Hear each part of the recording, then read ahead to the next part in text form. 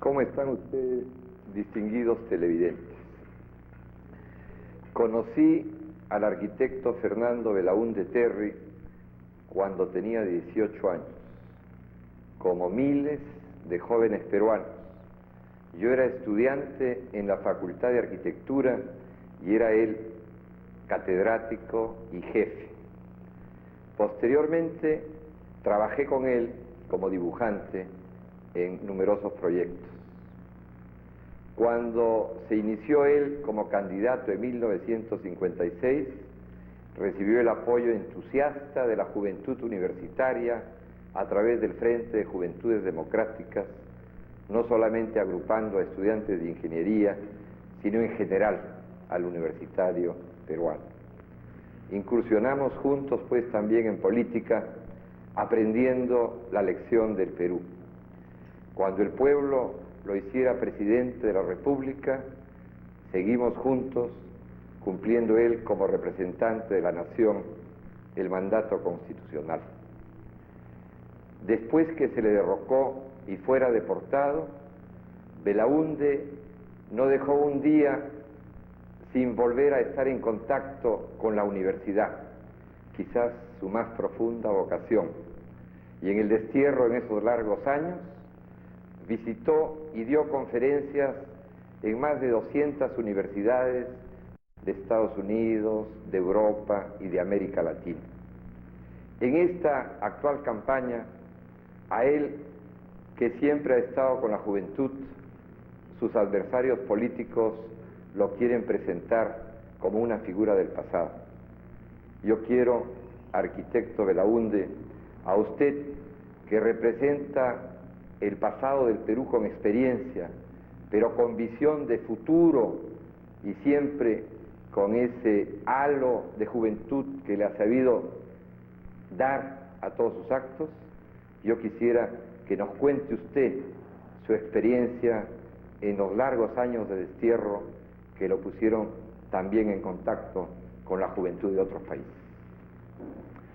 Me agrada mucho, arquitecto Orrego, el tener esta oportunidad de sintetizar algo de mi experiencia después del gobierno, porque evidentemente nosotros no nos hemos congelado al año 1968 como quisieran algunos de nuestros generosos opositores. La vida nos ha llevado a la lucha y nos hemos mantenido en actividad en el ámbito universitario, como lo ha citado el arquitecto Orrego, a quien estoy vinculado desde hace casi 30 años. En él veo a todo mi estudiantado peruano, que no solo fue de arquitectos, sino también de ingenieros civiles y sanitarios. Y yo a esta juventud le debo mucho, porque he aprendido mucho de la juventud. Yo creo que se aprende enseñando.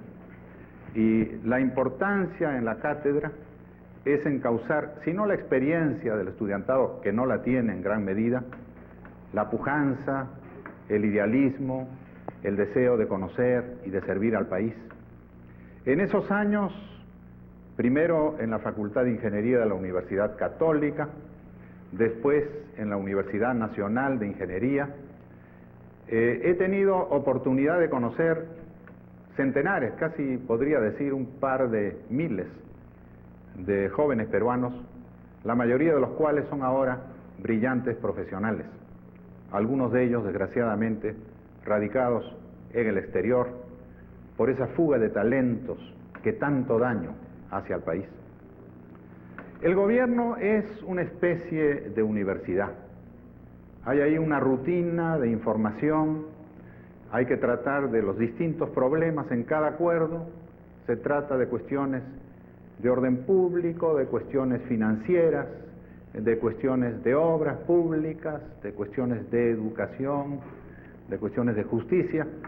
Y después de 5 años de esta rutina, le parece a uno haber pasado por una universidad, pero una universidad práctica.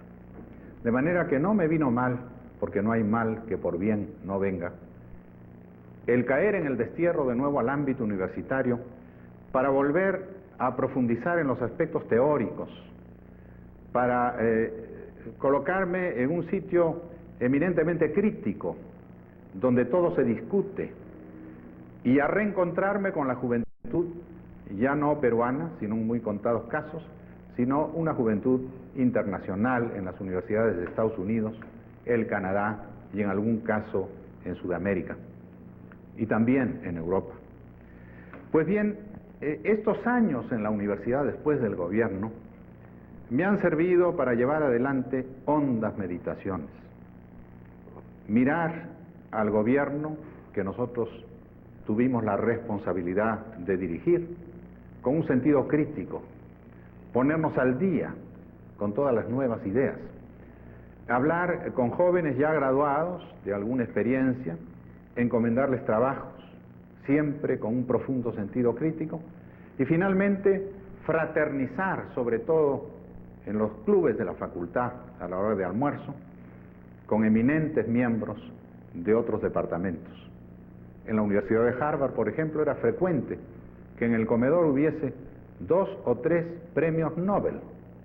Había una mesa ahí que se le llamaba la mesa del club, donde uno no tenía que separar asiento y se sentaba junto a cualquier colega. Entonces, esto nos permitía cambiar ideas con hombres de otras disciplinas, de medicina, de jurisprudencia, de ciencias. Esto fue para mí sumamente aleccionador. Y no faltaba uno que otro peruano que de cuando en cuando caía para aliviar nuestra nostalgia del país. Pero en este ámbito universitario, variado porque viajamos mucho por distintos lugares, lo importante era el dedicar las horas libres a las bibliotecas. Recuerdo la biblioteca de Harvard, por ejemplo, que es magnífica. Con nostalgia del Perú, llegar a los anaqueles de nuestra patria y encontrar obras originales, primeras ediciones, y también encontrar trabajos de investigación de problemas actuales. Recuerdo que en el gobierno estimulamos mucho a Harvard para que mandara una misión a Chan Chan, misión que finalmente vino, y algunas tardes yo me iba a ver sus trabajos, con qué cariño estudiaban a fondo, hacían una interpretación seria de lo que fue Chan Chan, la primera gran metrópoli planificada, y esto con la debida documentación, con profunda seriedad. Y así como veía estudios del pasado, en el aspecto del espacio, por ejemplo, los más recientes y audaces estudios sobre el porvenir, sobre esta era interplanetaria que me tocó presenciar. De manera pues que yo, si bien soy el mismo hombre del 63 en cuanto a ideales, Eduardo sabe bien que no han cambiado nuestros ideales. Soy un hombre renovado en cuanto a programas. Cuando yo gobernaba, la era espacial no había comenzado. Se trabajaba, por ejemplo, con topografía aérea, con fotos del servicio aerofotogramétrico. Ahora hay todo un sistema espacial, y esto no es sino un ejemplo. El mundo ha evolucionado mucho. Cuando yo era niño, era un fanático de la aviación, estuve un día de 1927 esperando a Lindbergh, aquel aviador que cruzó el Atlántico y creó un nuevo hito en la historia de los transportes. Después he cruzado yo muchas veces el Atlántico durmiendo, sin ningún temor, pero él lo hizo en una avioneta en 1927. De manera que desde ese momento de mi niñez, al momento en que estuve en Florida cuando Armstrong salió para la Luna, ha pasado mucha agua bajo los ríos, y nosotros hemos sido conscientes de esa evolución. En los últimos 10 años yo he estado dedicado a estudiar la realidad presente, y no me viene mal apoyarme sobre nuestro pasado de experiencia en el gobierno. Por eso, arquitecto, nosotros decimos que usted representa más bien el futuro, pero con la experiencia del pasado. Recuerdo también que en una oportunidad usted insistiera mucho cuando trabajamos juntos en la Universidad de Ingeniería en la necesidad de adelantar la cartografía nacional, la Carta Nacional. Como usted sabe, hasta ahora no se ha concluido la Carta Nacional. No existe en el Instituto Geográfico la Carta Nacional terminada y falta aproximadamente un poco más del 40%, sobre todo del área de la selva. Cuando Neil Armstrong, el astronauta que visitara la Luna, lo visitó, recuerdo que le entregó la primera fotografía que desde esa alta altitud se había hecho de el Perú. A este respecto, ¿qué experiencias ha adquirido usted sobre esta nueva tecnología y en qué forma se podrían aplicar en el desarrollo de nuestro país? La visita de Neil Armstrong, antes de que llegara a la Luna, ya era un astronauta muy destacado, tuvo especial impacto porque él me regaló, como dice Eduardo, un retrato del Perú. Antes no había retratos del Perú, había mosaicos del Perú. Pero él me dio un retrato del país en una actuación pública en Palacio que algún periodista extranjero anotó. Y en ese momento yo tal vez tuve una visión del futuro y dije que este sistema de una cartografía desde los satélites estaba destinado a abrir grandes horizontes para el desarrollo del mundo desconocido, y nuestro país es en un 50% desconocido. Y el periodista anotó esto en la revista Finanzas y Desarrollo del Banco Mundial, para suerte mía, habiendo quedado pues una constancia de que mi inquietud por estos temas no es de ahora, sino de hace mucho tiempo. Y posteriormente en los Estados Unidos he presenciado el desarrollo de la conquista del espacio, desde la partida del mismo Neil Armstrong del Cabo Cañaveral en Florida, hasta el tiempo actual en que el satélite de la Tierra número 3 está ya en órbita. Ha ocurrido exactamente lo que yo deseaba. Lo deseaba desde luego empíricamente, porque yo no soy un técnico en esta materia. Lo deseaba tal vez como planificador, tal vez como aficionado a las cuestiones geográficas y a la detectación de recursos naturales. El satélite de la Tierra, el primero, se lanzó en 1972 e inmediatamente me dediqué a seguir toda la información disponible. En Washington hay una oficina que se llama el Goddard Space Center, que se dedica precisamente a esto, es el cerebro de toda la operación, y pude ver cómo el primer satélite, Earth One, como le llamaban ellos, nos dio una información mucho más profunda que la que da la simple topografía.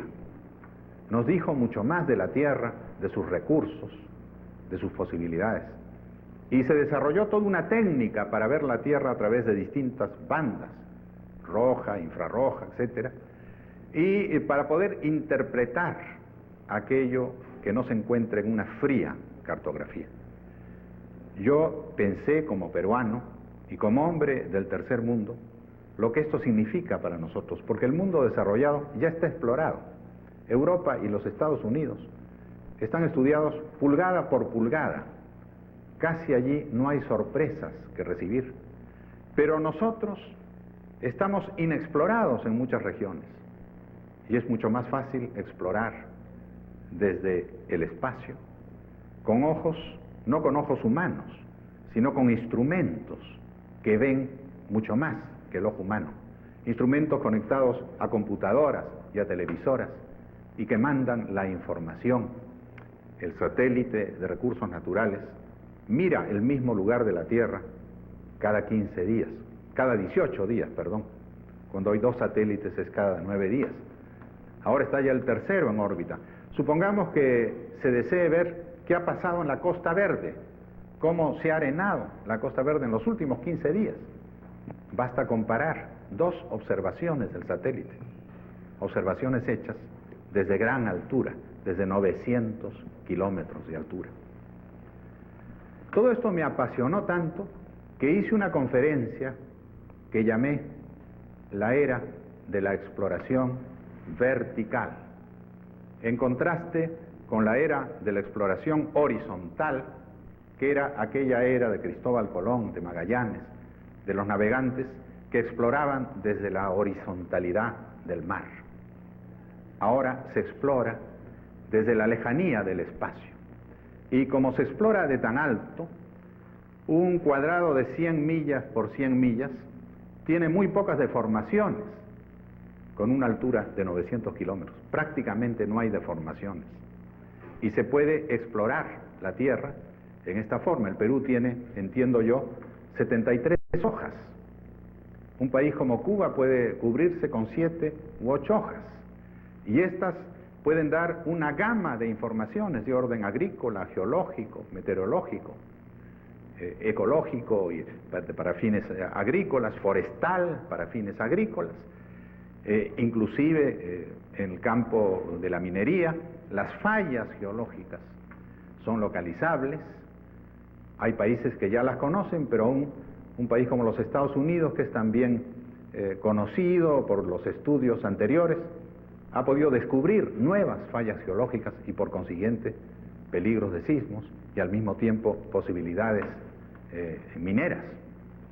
De manera pues que esto es la cosa del presente y del futuro. Yo he estado dedicado a eso, no desde el punto de vista estrictamente técnico, porque como repito, no soy un especialista en la materia, sino como un hombre de cierta visión que ha tenido responsabilidades políticas y si el pueblo lo tiene a bien, puede tenerlas de nuevo, para completar la exploración de nuestro país, que a mi juicio es una cuestión de primera prioridad. Debemos saber qué es lo que tenemos y a dónde lo tenemos. Este es uno de los ángulos que he estudiado en el destierro, de manera que cuando se dice que Fernando Belaúnde es hombre del pasado, se incurre en error, porque los que me acusan de eso, tal vez por primera vez hayan tenido noticias de lo que acabo de referir. En realidad, lo que pasa, arquitecto, es que en el Perú estábamos acostumbrados a que el presidente, cuando termine su periodo, se vaya a la Costa Azul, a bañarse, a vivir de sus rentas, en fin, eso es parte de la cosa criolla Latinoamérica, que usted, como bien acaba de decir, no ha practicado, porque ha estado en contacto permanente con la universidad y pensando siempre en el Perú. Recuerdo que en el gobierno se criticó mucho al proyecto de la Marginal de la Selva, que usted junto con los estudiantes lo fue gestando en la universidad, en las tesis de cientos de ingenieros. A raíz de este proyecto de la Marginal, se le otorgó a usted la medalla de oro en la Bienal de Rímini, en Italia, un alto galardón por su contribución en el mundo de las ideas con este importante proyecto.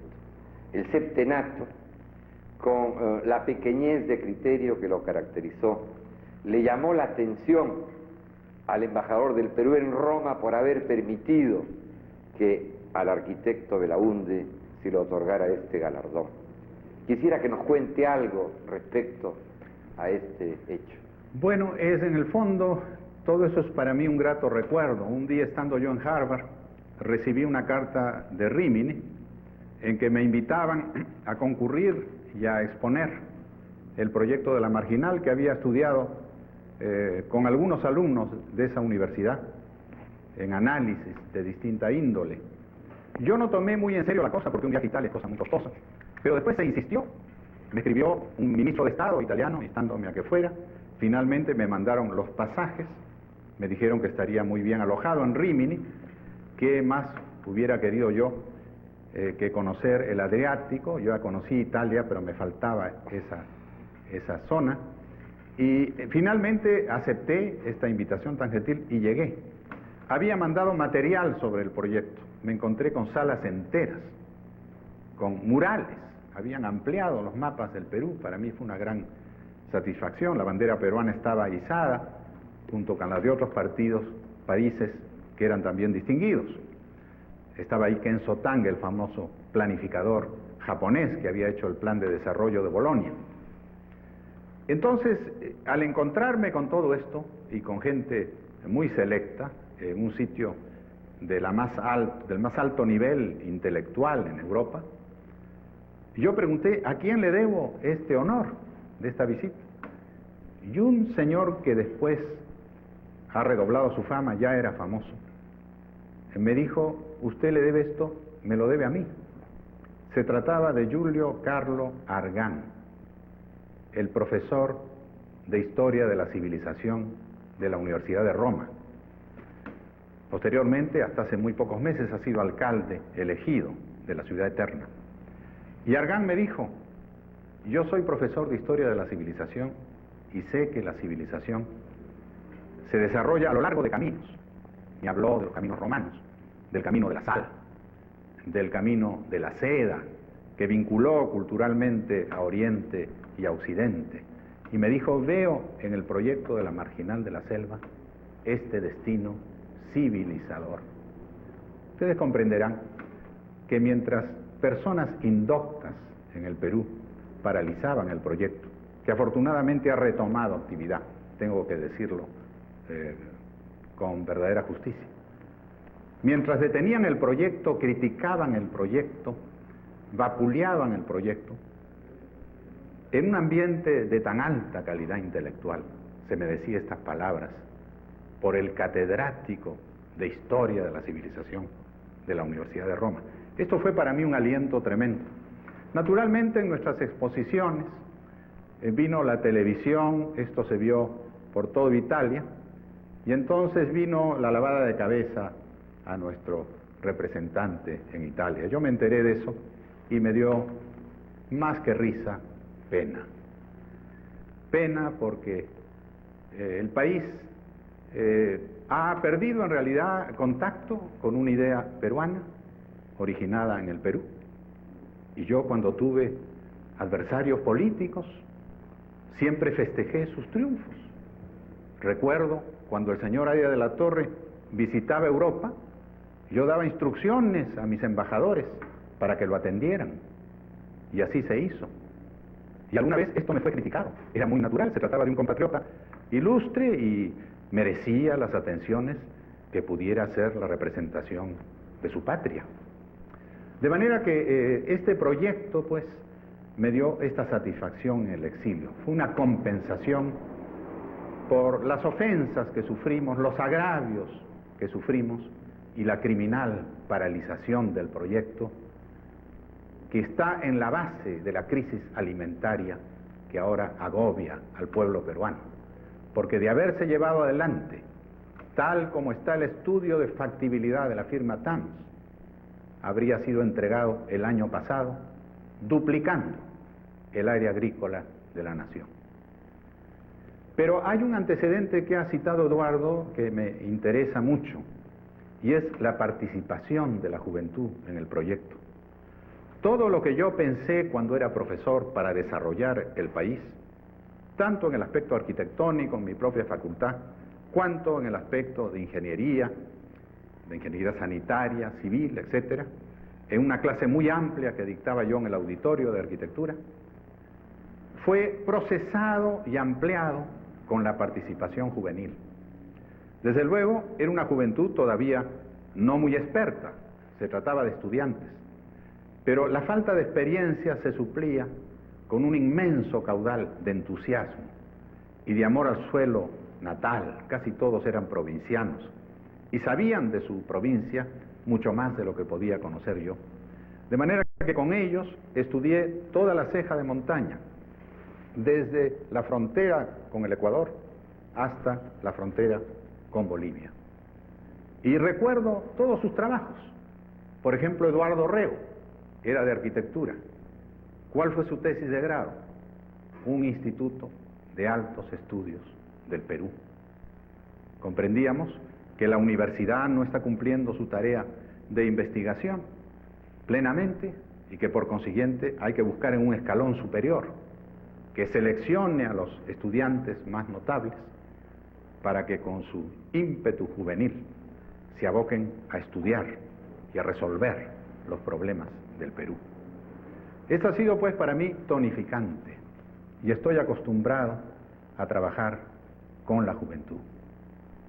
Creo que este contacto me ha impedido envejecer y por eso no les doy gusto a mis gratuitos adversarios u oponentes que quieren ver en mí solamente al hombre del 56, al hombre del 1 de junio del 56, o de los procesos del 62 o del 63, o al hombre que sufrió el golpe del 68. Pero si hay una canción que dice: un tropezón cualquiera da en la vida, un golpe le ocurre a cualquier gobernante sudamericano. Realmente, si por algo se caracteriza la presencia del arquitecto Belaúnde en la política peruana, es por haber sabido despertar teclas, notas escondidas del Perú. Así como hubo esta gran preocupación por la Amazonía, por la marginal de la selva, usted también supo tocar la tecla andina y a través de la acción popular de los pueblos fundó usted ahora lo que es ahora el primer partido del Perú, Acción Popular. En esta tradición peruana que usted no inventa, sino que sabe recoger en su enseñanza profunda de solidaridad y fraternidad, recibió usted también la visita de un famoso economista, Fritz Schumacher, que escribiera un libro que se llama Lo pequeño es hermoso, un libro que se ha convertido en uno de los clásicos de esta época. Él habla, y creo que tuvo entrevistas con usted, sobre la tecnología intermedia. ¿Podría usted contarnos algo, especialmente a la juventud, de este intercambio? Efectivamente, Schumacher fue un gran maestro, murió hace unos 2 años y medio, 3 años. Era un hombre de mi generación, se había formado en Inglaterra a pesar de que era alemán de nacimiento, y había estado vinculado a la gran industria, a los problemas de energía en el Consejo del Carbón. Se había educado en varias grandes universidades, Oxford y Columbia, donde recibió su doctorado. Y cuando vino al tercer mundo, especialmente a la India y a Birmania, en vez de traer una idea prefabricada, vino con un sentido creativo. Esto es lo admirable en Schumacher. Era un hombre que conocía al revés y al derecho la civilización del hemisferio norte, la civilización de los superpoderes y de la gran industria. Sin embargo, él no vino a proponer eso, no trajo esa receta. Vino con un espíritu de creación. Y le impresionó mucho Gandhi, cuando Gandhi decía: no nos interesa la producción en masa, sino la producción por la masa. Schumacher abrió los ojos y se dio cuenta que nosotros no siempre necesitamos grandes mecanismos que produzcan a enorme velocidad, que no necesitamos máquinas que sean tan perfectas que trabajen 2 horas y estén paradas 22 horas al día. Porque esto significa que estamos encareciendo la vida al consumidor, que no estamos utilizando el equipamiento en su máxima capacidad. Entonces él se abocó a la idea de buscar lo que llamó una tecnología intermedia, lo que nosotros llamamos en Acción Popular una tecnología mestiza. Nosotros hablamos del mestizaje de la economía, es decir, de la mezcla de los escasos soles del gobierno. Orrego sabe muy bien esto porque fue el primer director de Cooperación Popular, con los abundantes brazos del pueblo. Ese matrimonio le llamamos nosotros, desde 1956, el mestizaje de la economía, que le daba al dinero un poder multiplicador. Y como resultado de este mestizaje, para implementar nuestro programa de Cooperación Popular, fue necesario poner énfasis en una aptitud del pueblo peruano, que es el mestizaje de la tecnología, o lo que más tarde se llamaría tecnología intermedia. Y hoy, para despersonalizar el hecho, se le está llamando en todo el mundo la tecnología apropiada, porque hay una tecnología inapropiada, aquella que cuesta mucho, aquella que empobrece al pueblo en vez de enriquecerlo, aquella que ahorra trabajo, ahorra entre comillas. Pues bien, Schumacher desarrolló esta idea tan emparentada con la nuestra, de la tecnología intermedia. Lo conocí en Paracas, me hizo una gran impresión, le di el avión presidencial para que viajara por el Perú, comprendí que esto era de interés nacional. Posteriormente me escribió una carta interesantísima que atesoro, y más tarde lo encontré en mis correrías universitarias, en la Universidad de George Washington, donde yo enseñaba, y él cayó una noche a dictar una conferencia en un auditorio repleto de estudiantes inquisitivos, donde contestó preguntas en forma brillante y con un gran sentido de humor. Posteriormente murió de un ataque al corazón en un viaje ferroviario por Suiza. Pues bien, Schumacher, distante de nosotros, que solo vino al Perú en un breve viaje, que más bien conoció el tercer mundo en países viejos como es el Perú, en la India y en Birmania, plantea cuestiones muy coincidentes con las nuestras. Y lo importante de la tecnología apropiada es que el problema del tercer mundo es un problema de desempleo. Y si vamos a dar empleo a base de instalaciones sofisticadas, cada empleo costará de $10,000 a $40,000. Es decir, que no habrá suficiente ahorro público o privado, siquiera para absorber el excedente de mano de obra que ocurre todos los años, para no hablar, desde luego, de la inmensa masa de desocupados y subempleados que llega casi a 3 millones de peruanos. De manera que para resolver el problema rápidamente hay que aplicar no una tecnología sofisticada, sino una tecnología intermedia, como se dice hoy en el mundo, materia que es la que más me ha impresionado como cosa de actualidad en la Universidad Internacional. Tal vez no tanto una tecnología puramente intermedia, sino lo que nosotros hemos llamado una tecnología mestiza. Y cuando vamos a San Pedro de Cajas, o a Hualgas, o a cualquier pueblo de Junín o de Ayacucho, a ver las artesanías, encontramos casas taller, con telares concebidos y construidos por el hombre, sin gastar en ello $1 de divisas. Eso es tecnología intermedia o tecnología mestiza, y eso se viene haciendo desde tiempo atrás en el Perú. De manera que aquí en el país está la esencia. No hay que importar, en este caso, semilla. La semilla existe y fructifica. Eso sí, hay que cuidar del cultivo, hay que fertilizar, hay que estimular con crédito, hay que dirigir, hay que supervigilar. Y entonces podrá nuestra economía mestiza responder en gran parte al problema del desempleo. Hay un aspecto del desempleo que quiero tocar muy brevemente, el aspecto artesanal. El Perú tiene 1 millón de artesanos, la mayoría limitados, no por su falta de capacidad, porque ellos tienen capacidad y además tienen sus parientes, que generalmente están desocupados. Están limitados por falta de crédito. Porque nuestro fondo artesanal, creado en el pasado gobierno, fue muy interesante, pero no fue todo lo vigoroso que debió ser y que puede ser.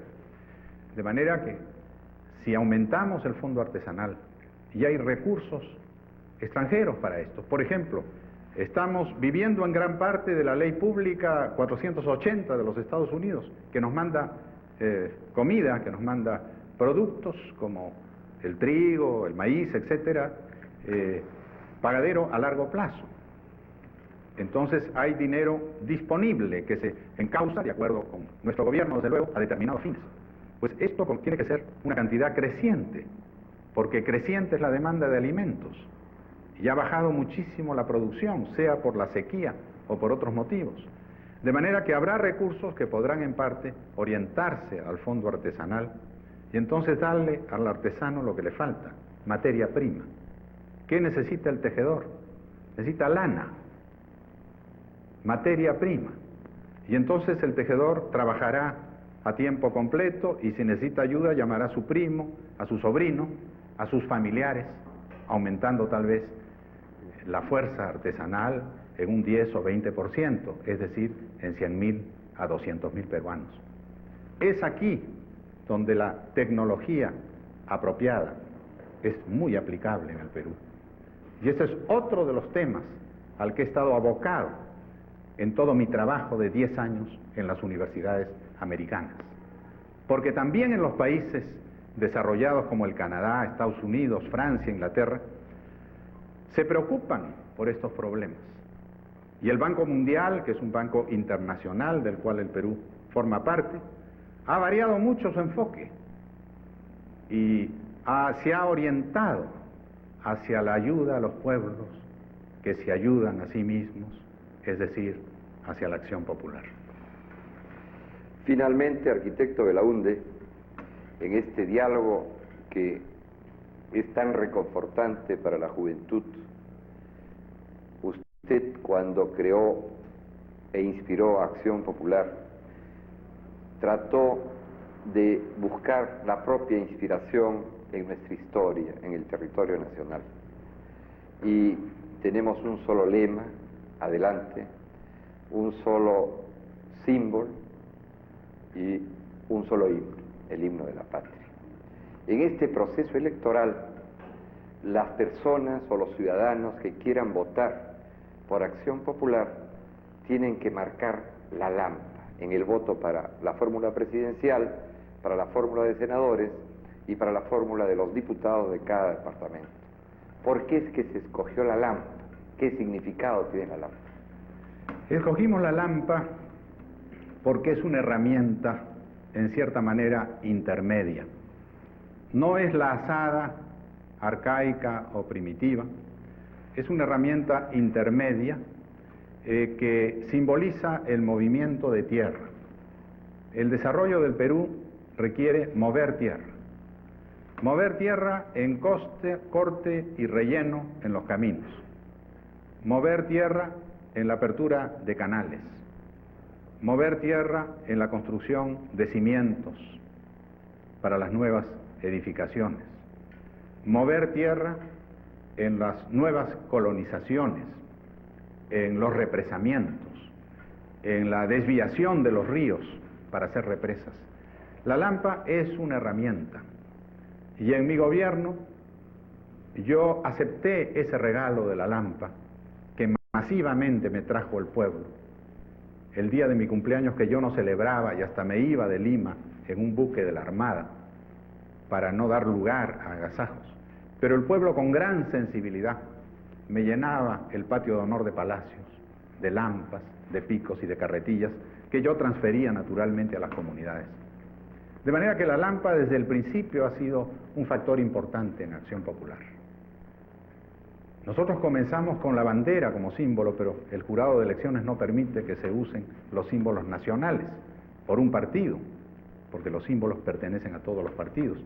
De manera que hemos escogido una herramienta para simbolizar que nuestra mayor preocupación es el trabajo y también para dramatizar ese gran enunciado del partido por el cual aspiramos a poner una herramienta en cada brazo y una esperanza en cada corazón.